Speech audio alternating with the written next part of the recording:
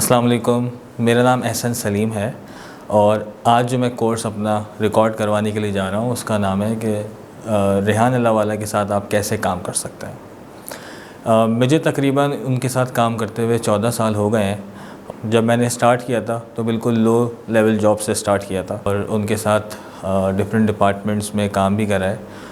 और ये जानने की कोशिश की है कि वो किस तरीके से काम करते हैं, उनका मिजाज कैसा है, उनका तरीक़ेकार क्या है काम करने का, उनके लिए कौन सी चीज़ें सबसे ज़्यादा इम्पॉर्टेंट हैं, कौन सी चीज़ें कम इम्पॉर्टेंट हैं। तो वो सारी चीज़ें मैं इस कोर्स के अंदर बताने की कोशिश करूँगा ताकि जब आप उनके साथ काम करने के लिए आएँ तो इस कोर्स को देखने के बाद आपको फ़ायदा हो और आपको पता चले कि उनके साथ किस तरीके से आप काम कर सकते हैं।